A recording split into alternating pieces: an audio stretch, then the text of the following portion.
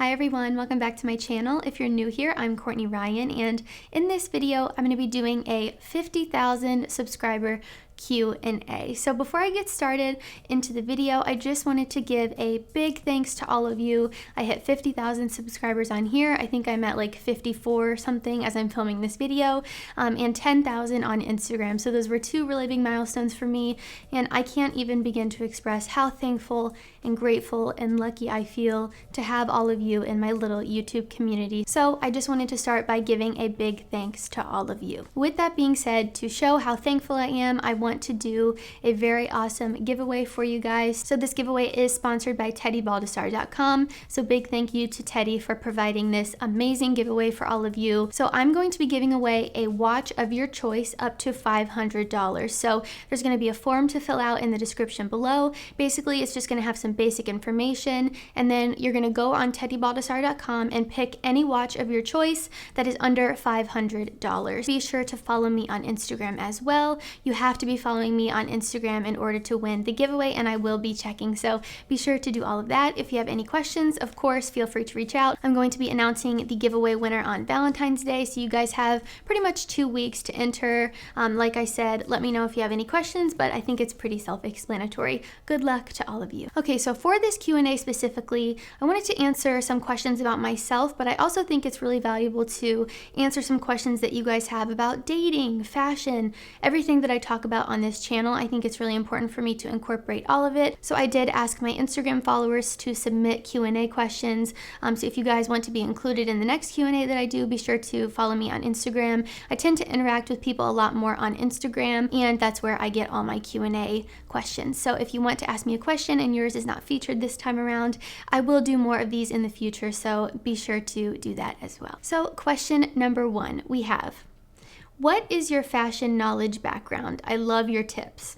Well, thank you. I appreciate it. I went to fashion school, so I have a degree in fashion merchandising and a minor in marketing. So I studied at Kent State for 4 years, and I graduated in 2018. I had the opportunity to have a really amazing internship while I was in New York with a very small company, so I feel like I kind of learned the ropes of fashion mostly from there, but Kent State has an amazing fashion program, and most of all, my time abroad and my time in New York was probably the most valuable for me. As I kind of entered corporate America after graduation, I really did feel like there was just something missing for me. I think I've always been that person that likes to help people, and kind of wished I had chosen something that was more on that path. So the fact that I get to do this, talk about fashion, and help all of you out there just has really rounded out my career and made me feel so fulfilled. So I'm really thankful for that, because like I said, I do love fashion. I love everything about it, but I did feel like there was just something missing for me, and YouTube has completely filled that missing void. So question number 2, your main goal in 2021.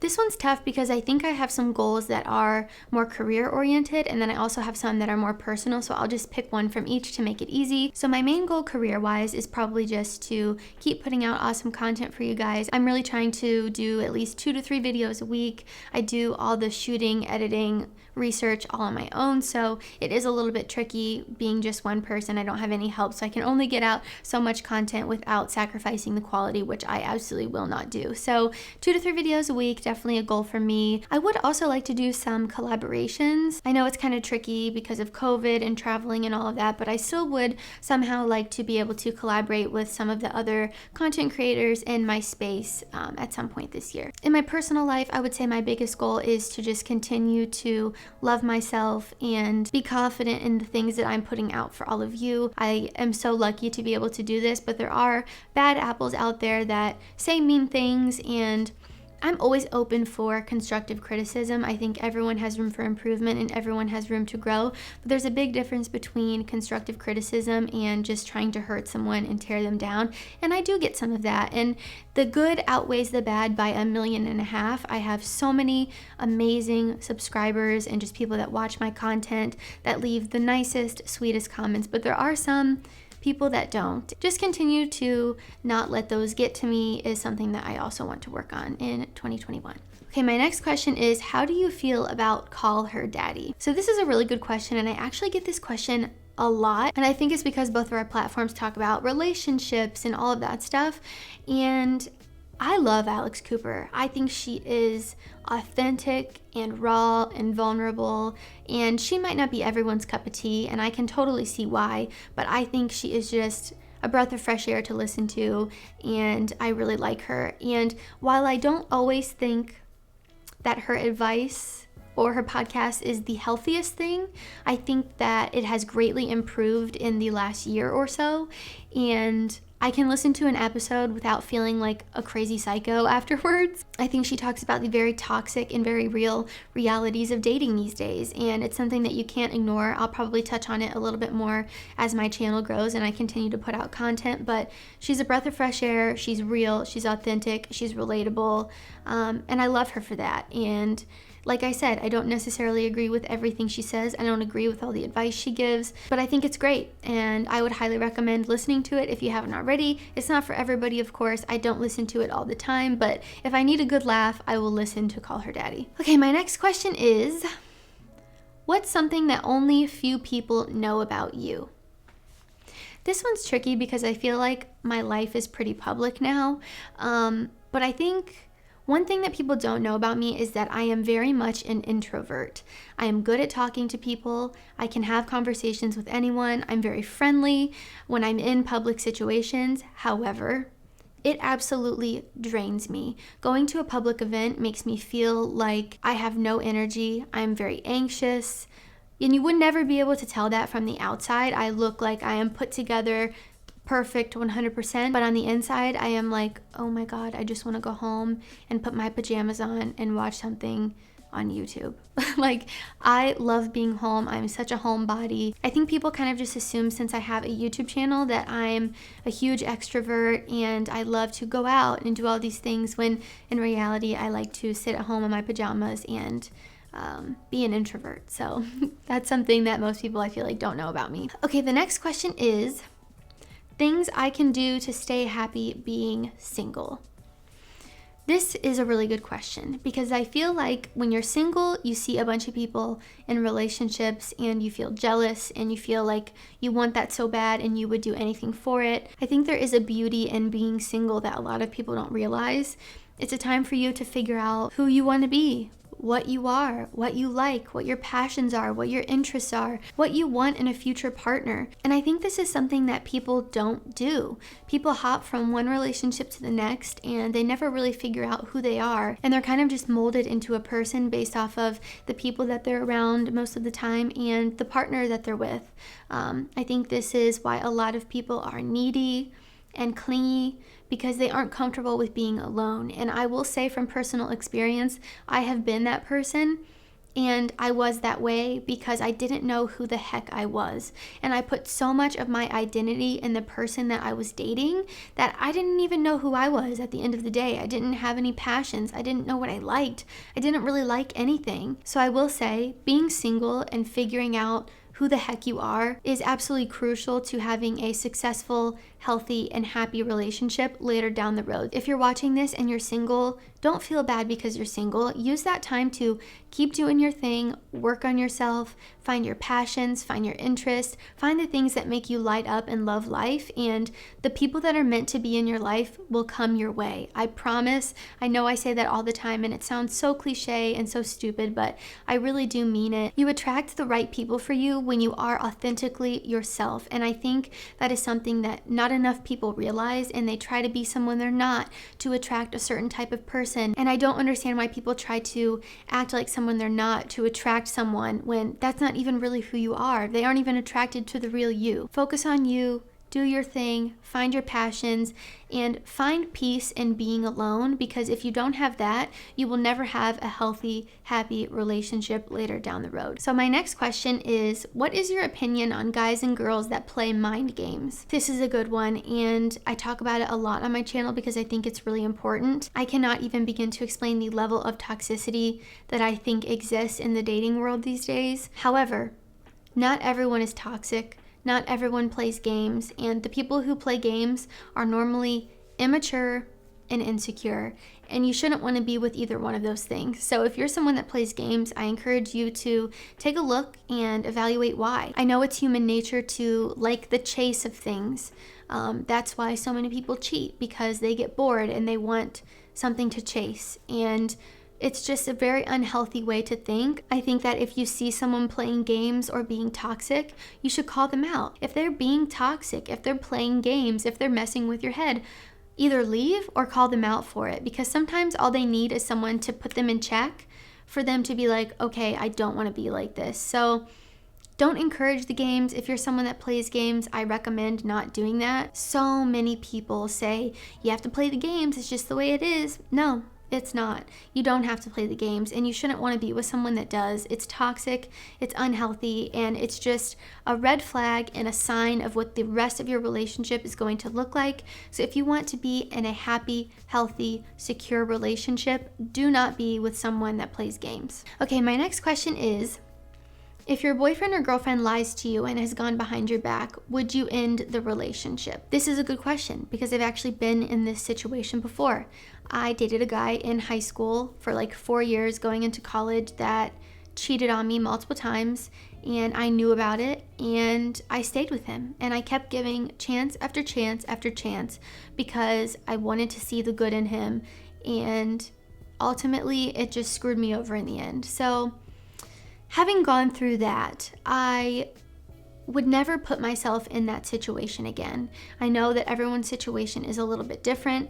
I don't know your situation, so I can't speak for you. Some couples can work through something like that and others can't. And I think it all depends on what your intentions are and if you're going to stick to your word or not. So say, your girlfriend cheated on you and she says she won't do it again and she seems really sorry, and you give her another chance and she does it again.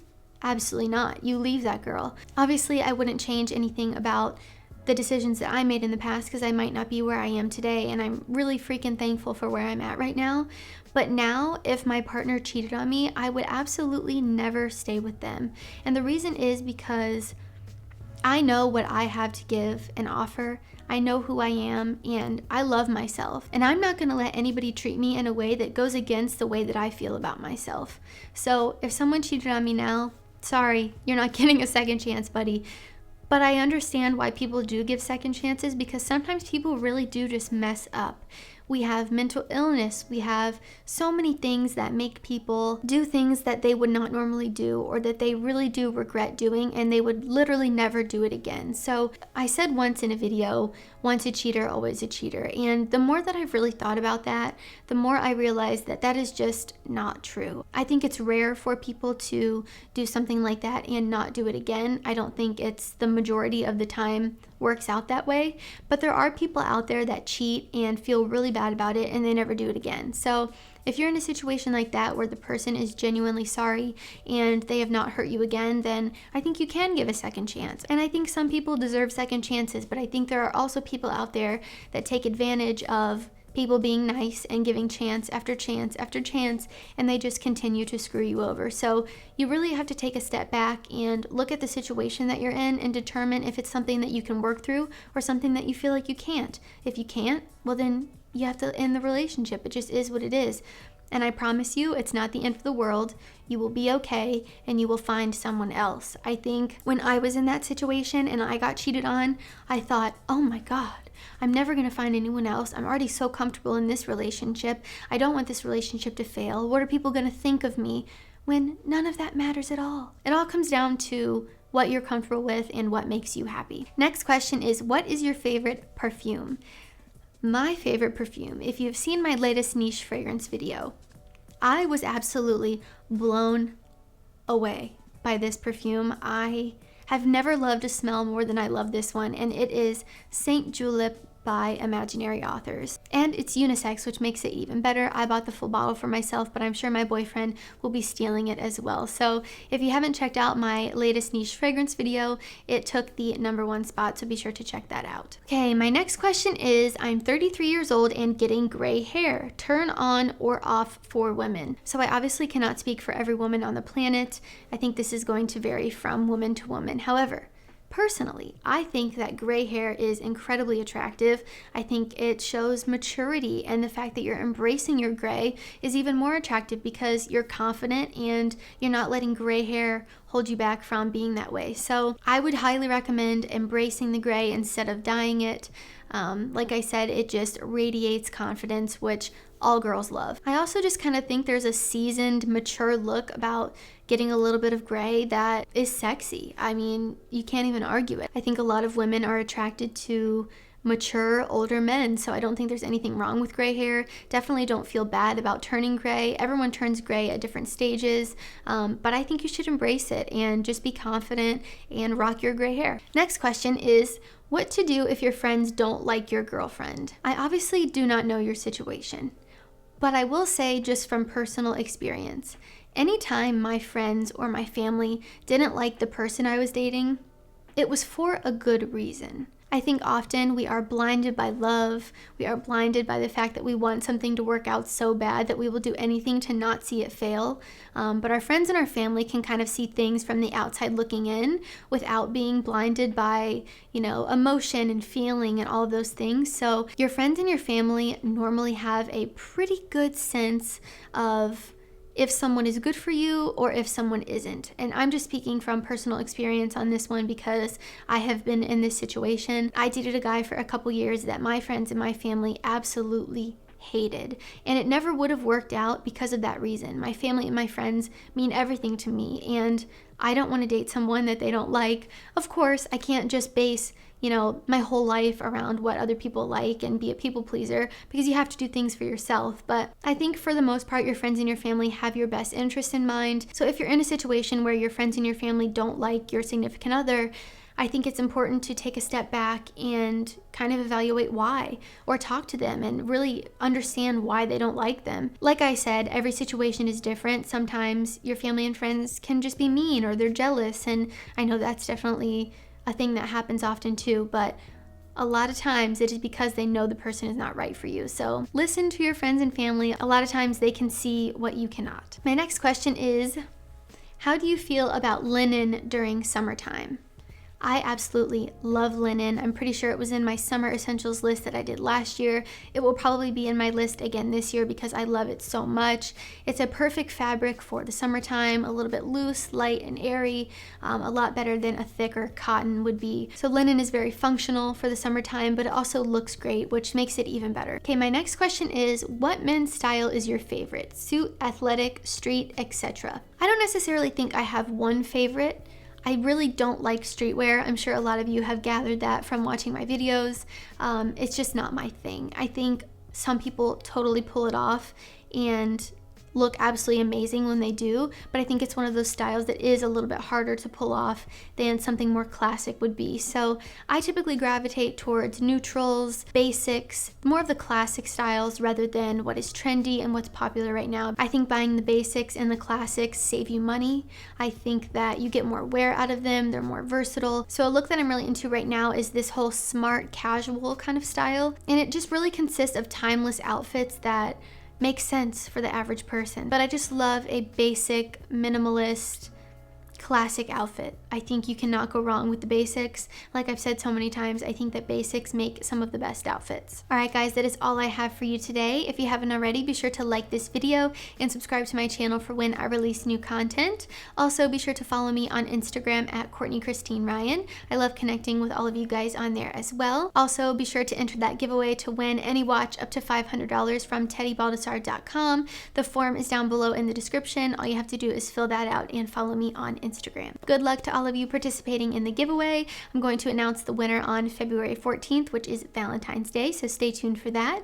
Thank you all so much for watching, and I will see you all next time.